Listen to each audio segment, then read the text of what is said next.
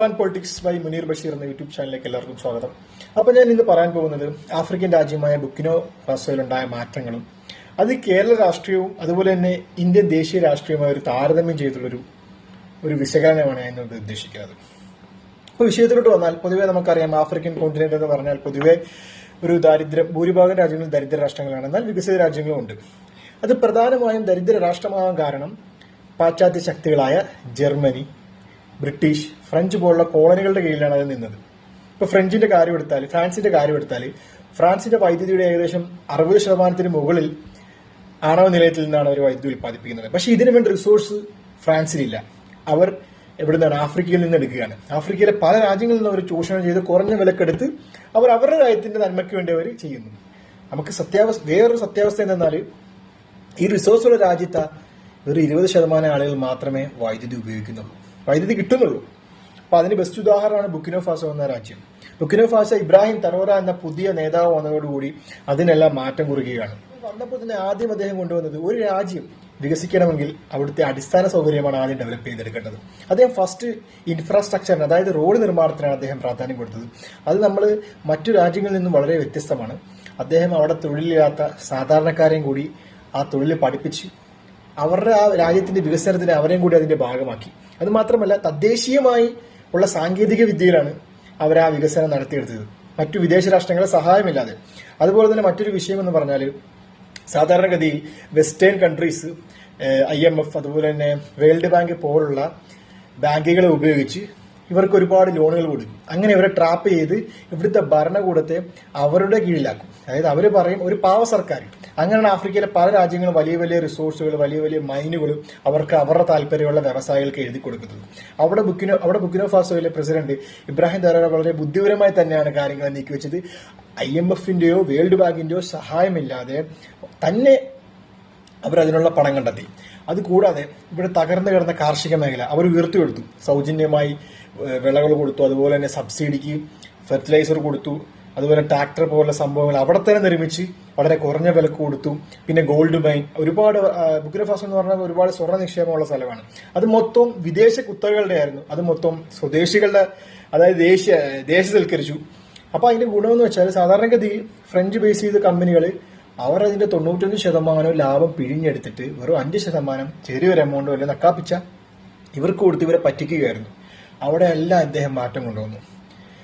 അതുപോലെ തന്നെ ബാങ്കിങ് മേഖല ഒരുപാട് മാറ്റം കൊണ്ടുവന്നു. പുതിയ പുതിയ കണ്ടുപിടുത്തങ്ങൾ, ഇലക്ട്രിക് ബേസ് ചെയ്ത ഒരുപാട് ബസ്സിന്റെ നിർമ്മാണങ്ങൾ, ഹോസ്പിറ്റലുകൾ, വലിയ വലിയ സ്കൂളുകൾ, ഭയങ്കരമായ മാറ്റമാണ് അദ്ദേഹം വെറും 3 വർഷം കൊണ്ട് ആ ചെറുപ്പക്കാർ ഉണ്ടാക്കിയെടുത്തത്.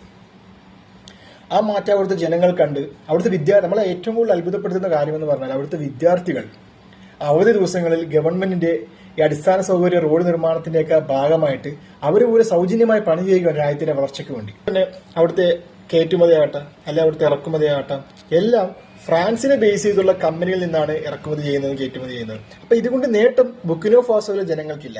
അതുപോലെ തന്നെ അവിടുത്തെ കറൻസി ഒന്ന് ആലോചിച്ച് നോക്കണം. ഇപ്പൊ നമ്മുടെ രാജ്യത്തെ കറൻസി റിസർവ് ബാങ്കിന്റെ കീഴിലാണ് വരുന്നത്. റിസർവ് ബാങ്കാണ് അത് അച്ചടിക്കുന്നതും അതിന്റെ കാര്യങ്ങളൊക്കെ തീരുമാനിക്കുന്നത്.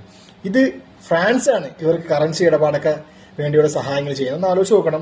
ഫ്രാൻസിൽ എന്തെങ്കിലും സംഭവിച്ചാൽ അത് ബുർക്കിന ഫാസോക്കും അഫക്ട് ചെയ്യുന്ന രീതിയിലാണ്. അവരുടെ ആ ഒരു കൺട്രോളിൽ അവരുടെ ഒരു ഒരു പാവേനെ പോലെയാണ് അവർ കാണുന്നത്. എന്നാൽ യാതൊരുവിധ ആനുകൂല്യങ്ങളോ ബെനിഫിറ്റോ ഒന്നും കിട്ടാതെ ആഫ്രിക്കയിലെ ജനങ്ങൾ അവരുടെ ചൂഷണത്തിലാണ് ഇത്ര നാളും കഴിഞ്ഞിരുന്നത്. അവിടെയാണ് ഇബ്രാഹിം തരോറ എന്ന പുതിയ വ്യക്തിയുടെ ഉദയം എന്ന് പറയുന്നത്. നമുക്കിത് കേരള രാഷ്ട്രീയവുമായി താരതമ്യം ചെയ്യുമ്പോൾ ആഫ്രിക്ക ഒരു ദരിദ്ര രാഷ്ട്രമാണ്, ആഫ്രിക്കൻ ഭൂഖണ്ഡം ഒരു ദരിദ്ര രാഷ്ട്രമാണ്. പക്ഷേ ഇബ്രാഹിം തരോറ വന്നതോടുകൂടി ആഫ്രിക്കയിലെ മറ്റു ദരിദ്ര രാഷ്ട്രങ്ങളിലും വലിയ വിപ്ലവങ്ങളാണ് സൃഷ്ടിച്ചിരിക്കുന്നത്.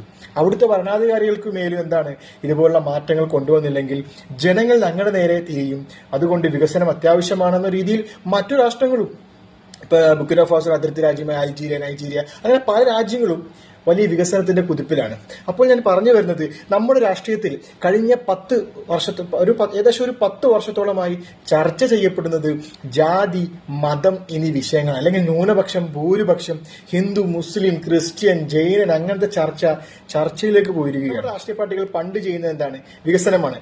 അവരിത് വികസനം കൊണ്ടുവന്നത്, ഞങ്ങളാണ് വികസനം കൊണ്ടുവന്നത്, അഴിമതി ഇതൊക്കെ പറഞ്ഞായിരുന്നു ചർച്ചയെങ്കിൽ ഇന്നിപ്പോ അഴിമതി കഥ ഒന്നുമില്ല. ഇപ്പൊ ജാതി മതം അത് സംസാരിക്കുമ്പോൾ തന്നെ എന്താണ് പുറകിലൂടെ പ്രതിപക്ഷമെന്നോ ഭരണപക്ഷമെന്നോ ഇല്ലാതെ അവർ കൈയിട്ട് വരുന്നു. അപ്പൊ ശരിക്കും മണ്ടന്മാരാകുന്നത് നമ്മൾ ജനങ്ങളാണ്. അപ്പൊ എനിക്ക് നിങ്ങളോട് ഒറ്റ കാര്യമേ എനിക്ക് സൂചിപ്പിക്കാനുള്ളൂ. നമ്മുടെ ചർച്ച, അതായത് നമ്മുടെ ഇപ്പം ശരിക്കും ഒരു വിഷയത്തെക്കുറിച്ച് ചർച്ച കൊണ്ടുവരേണ്ട, സമൂഹത്തിൽ കൊണ്ടുവരുന്ന ജനങ്ങളാണ്. പക്ഷെ ഇവിടെ നടക്കുന്ന നേരെ തിരിച്ചാണ്. സോഷ്യൽ മീഡിയ, അതുപോലെ തന്നെ മാധ്യമ സ്ഥാപനങ്ങൾ, അതുപോലെ രാഷ്ട്രീയ പാർട്ടി നേതാവ്, ഇവർ തീരുമാനിക്കും എന്ത് ചർച്ച ചെയ്യപ്പെടണമെന്ന്. അതാണ് ഇന്ന് സമൂഹത്തിൽ നടന്നുകൊണ്ടിരിക്കുന്നത്. അവിടെ അത് അങ്ങനെ സംഭവിക്കുന്നത് അത് ജനാധിപത്യത്തിന്റെ പരാജയമാണ്. കാരണം ജനാധിപത്യം എന്ന് പറഞ്ഞാൽ ജനങ്ങളുടെ ആധിപത്യം എന്നാണ് അതിൽ പറയുന്നത്. അതിനോട് നീതി പോലും പുലർത്താത്ത അവസ്ഥയിലൂടെയാണ് നമ്മൾ ഇന്ന് കടന്നു പോകുന്നത്. ഇപ്പൊ തന്നെ ഒരു ഉദാഹരണം എടുത്താൽ നല്ല കഴിവുള്ളൊരു നേതാവാണ് അദ്ദേഹം. MLA ആയിട്ട് അവിടുത്തെ മണ്ഡലത്തിൽ ഒരുപാട് തൊഴിലവസരങ്ങൾ, കുറെ വികസന പ്രവർത്തനങ്ങളൊക്കെ ചെയ്തു. പക്ഷെ അദ്ദേഹത്തിന് ആളെ മുഖ്യമന്ത്രി കഴിഞ്ഞിട്ടായിട്ട് ഉയർത്താൻ പാർട്ടി നല്ല കഴിവുണ്ട്, അദ്ദേഹം മുഖ്യമന്ത്രി ഡിസേബിൾ ആണ്, പക്ഷെ ഉയർത്തി കാണിക്കത്തില്ല. കാരണം എന്താ? അദ്ദേഹത്തെ നിർത്തിയാൽ ഇന്ന ജാതിയിൽ നിന്നുള്ള ആൾക്കാർ വോട്ട് കിട്ടത്തില്ല. നിങ്ങൾ ശ്രദ്ധിച്ചിട്ടുണ്ടോ?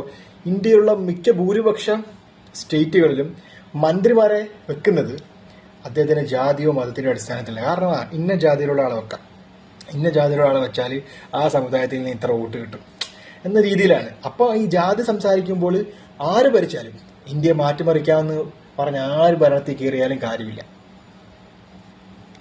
കാരണം എന്താണ്? ഇവിടെ ജാതിയാണ് സംസാരം, വികസനം വരുന്നില്ല. ഇപ്പോൾ ഒരു പാർട്ടി തന്നെ 10 കൊല്ലം അടുപ്പിച്ച് ഭരിച്ച BJP വൻ വികസനം പറഞ്ഞാണ് വന്നത്. ഒരു